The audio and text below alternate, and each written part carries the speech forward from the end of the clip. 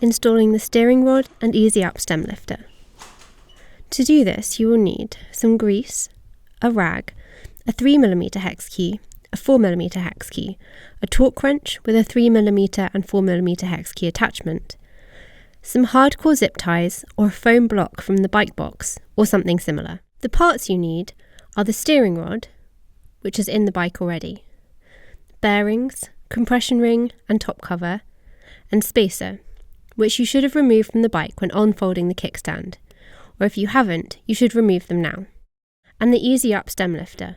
The stem lifter comes with a stem shim where the stem will sit and a bung in the top.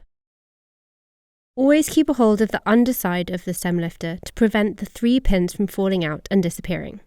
There are also bearings in the bottom of the steering rod already installed in the bike. Grease the bottom of the steering rod and the crown race. Push the steering rod up into place and secure with zip ties or a foam block.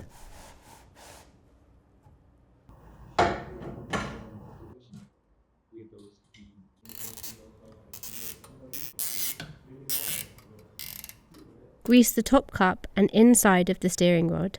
Then grease the bearing and place it over the steering rod with the angle side down. Then place the compression ring, top cover and spacer on top.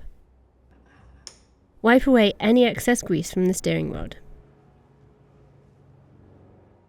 Then take the easy up stem lifter holding the underside in place, and with the quick release lever facing to the right, push it firmly down on the bung so it sits fully in place.